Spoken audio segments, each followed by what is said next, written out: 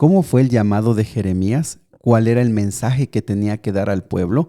¿Cómo le fue en su ministerio? ¿Por qué se le llama el profeta llorón? Quédate con nosotros, estudiemos juntos Jeremías capítulo 1. Nuevamente bienvenidos amigos y amigas a Momentos de Esperanza. Qué gusto saludarles esta mañana. Levántese con gozo, con ánimo, con esperanza, con el deseo firme de este día caminar con nuestro Dios. Y bueno, dediquen tiempo, por favor les animo, dediquen tiempo para orar, dediquen tiempo para leer la Biblia. Ustedes mismos, que este audio solamente sea una ayuda.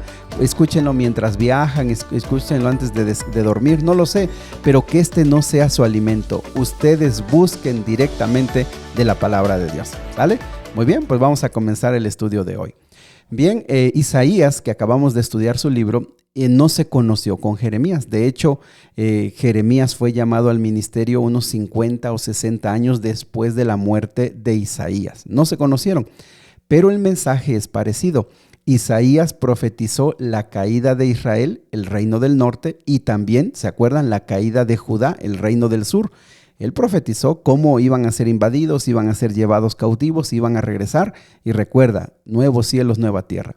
Y también Jeremías, la diferencia es que cuando Jeremías comienza su ministerio, que dura 40 años, ojo con esto, dura 40 años, Jeremías vive en esos últimos 40 años del reino de Judá. Es decir, Jeremías termina su ministerio cuando Judá cae finalmente a manos de los babilonios. Entonces, Jeremías está acompañando a este pueblo, así que todos los mensajes que vamos a escuchar son previo a la caída, previo a la destrucción, así que eso le da una relevancia muy importante. Jeremías capítulo 1, versículo 1 dice que Jeremías era hijo de Hilcías, de los sacerdotes que estuvieron en Anatot. Ojo, Jeremías era hijo de la familia de sacerdotes. Él nació en una familia que pues tenían como oficio servir a Dios. Ahora, eso es muy importante de recalcar porque aunque Jeremías su familia se dedicaba al oficio espiritual, al oficio del templo, él tuvo que tomar una decisión personal, conocer a Dios de manera personal y decidir también aceptar el llamado para servir a Dios.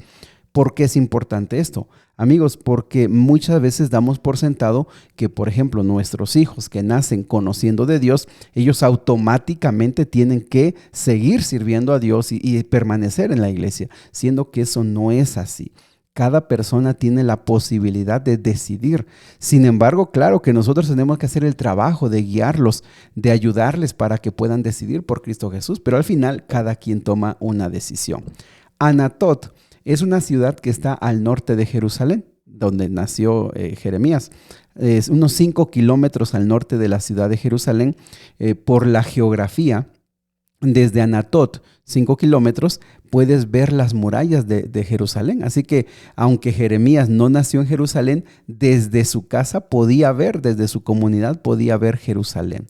Algo muy importante es que aquí el versículo 2 y 3 da la lista de varios reyes donde él estuvo como en su oficio de profeta. El primero es el rey Josías, que fue un buen rey, fue quizá el último mejor rey de Israel. Este Josías hizo reformas espirituales, descubrió los rollos de las escrituras, las cuales fueron leídas y hubo una reforma espiritual. Sin embargo, los otros reyes realmente fueron reyes perversos que remataron, voy a usar esta palabra, acabaron con la vida espiritual. Fue la decadencia de Jerusalén con toda la corrupción política y todo esto, y finalmente Israel cayó a manos de los babilonios. El llamado de este hombre Jeremías, versículo número 5, dice que Jehová le dijo que antes de que te formases en el vientre te conocí y antes de que nacieses te santifiqué. Te di por profeta a las naciones. Y amigos, este versículo nos deja ver claramente cómo Dios tiene para los seres humanos, no solamente esta parte de la Biblia, otras partes como Salmos, como Proverbios, nos hablan de cómo Dios tiene propósitos para el ser humano, tiene un plan para el ser humano. Es decir, el ser humano tiene un significado, su vida, tiene un significado. Y eso es muy importante porque nosotros ahora mismo podríamos preguntarnos si estamos cumpliendo el propósito que Dios tiene para nuestra vida. Es decir, estamos haciendo para lo cual Él nos creó, para lo cual Él nos equipó. Podrías preguntarte esto. Ahora, cuando hablamos de eso, quizá alguien lo vea muy espiritual y piense, bueno, eso significa que su propósito es que yo predique, que yo sea un predicador, que yo vaya a una iglesia. Ojo, los propósitos de Dios tienen que ver con toda nuestra vida, con nuestra familia, con nuestra salud, con nuestro trabajo. Tiene que ver con las relaciones que tenemos con los demás.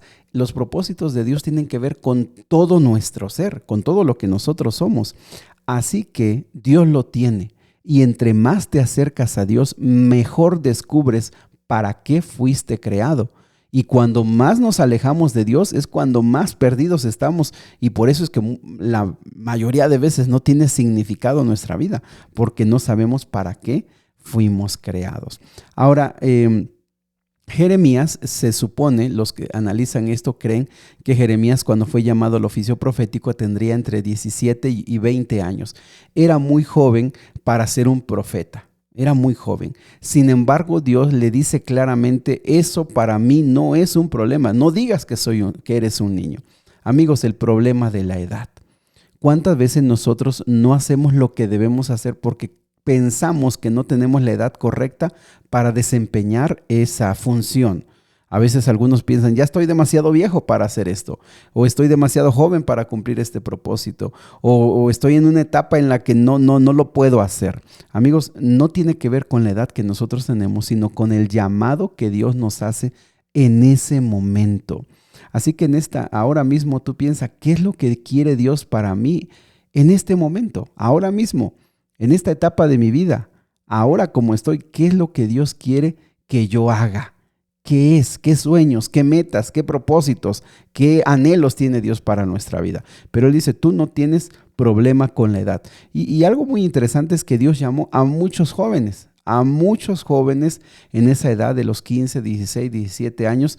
Dios los llamó e hizo cosas extraordinarias. Así que eso es algo muy importante. Ahora, ¿cuál era el mensaje de Jeremías? Amigos, el mensaje de Jeremías, para empezar, iba a ser muy impopular. Es decir, iba a ser rechazado, iba a hablarle a los reyes, iba a hablarle a sacerdotes también, iba a hablarle al pueblo. La gente no lo iba a aceptar. O sea, la gente iba a decir, ¿sabes qué? Estás loco, lo iba a rechazar. Como lo vamos a ir viendo, le iba a ir muy mal a Jeremías con ese mensaje que él iba a tener. Pero Dios le dice algo muy importante. Número 1, yo te voy a enviar. Número 2, yo voy a estar contigo. Y número 3, mis palabras van a estar en tu boca. Y creo que de aquí también podemos sacar una lección muy importante. Amigos, el propósito de nuestra vida. Les digo, esto tiene que ver con todo nuestro ser. Si Dios nos llama a algo, estudiar algo, trabajar en algo, crear algo, hacer un proyecto, no lo sé. Piensa para ti qué es lo que Dios te podría estar llamando para hacer ahora. Dios dice, número 1, no va a ser fácil. Nosotros como seres humanos estamos como obsesionados con una vida sencilla. Estamos como pensando, tratando siempre de que nuestra vida sea lo más pasadera posible. Sin embargo, aquí Dios muestra que sus propósitos no son fáciles, son importantes, son valiosos, son de consecuencias eternas, pero lo que Dios quiere que hagamos no siempre va a ser fácil. Regularmente nunca va a ser fácil, va a ser desafiante, pero Dios también nos dice a nosotros, número 1, yo te estoy llamando. Número 2, yo voy a estar contigo. Y número 3, tú vas a hablar en mi nombre. Y ojo, no me refiero aquí solo a predicar o hablar de Dios, sino a lo que tú tengas que hacer. Quizá tú tienes que tocar puertas para hacer un gran proyecto y dices, es que yo no sé hablar, no tengo la experiencia, no tengo los contactos. Dios te dice, no vas a hacer ese proyecto por ti mismo, tú vas a hacer ese proyecto porque yo quiero que lo hagas. Eso te va a servir para ti, para los demás. No sé, Dios tiene un propósito para eso. Y Dios dice, tú vas a hablar por mis palabras.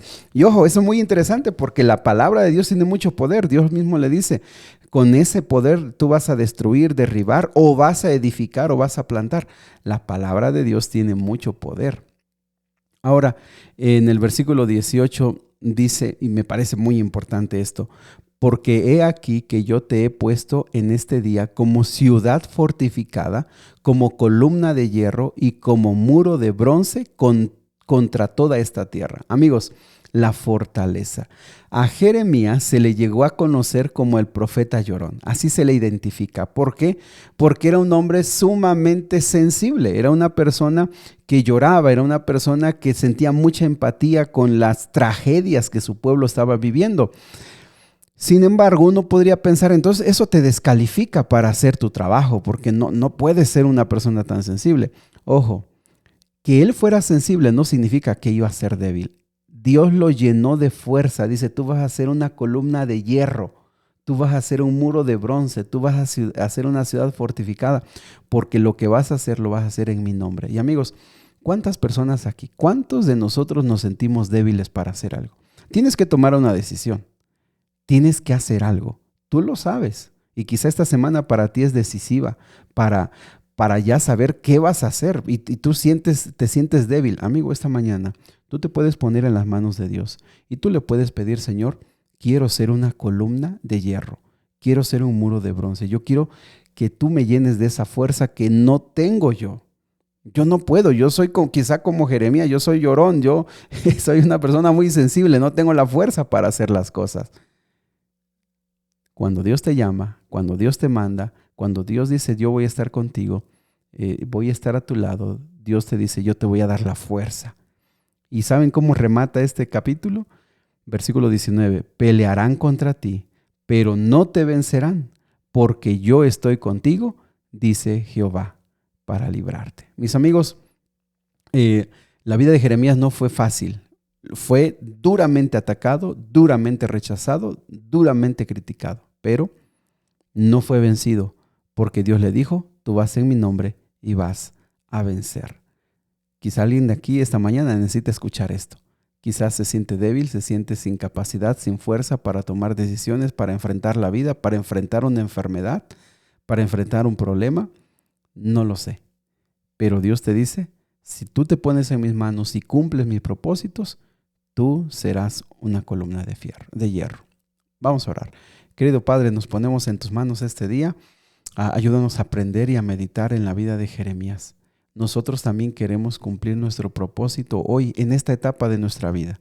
Si en el pasado no te tomamos en cuenta en nuestros planes, hoy entendemos que la vida solamente tiene significado cuando tú eres el centro, cuando tú vas al frente. Por eso este día, Señor, queremos vivirlo con gozo, con alegría, pero sobre todo con significado.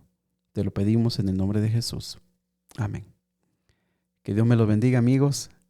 Sigan apartando un momento para orar y que tengan un extraordinario día.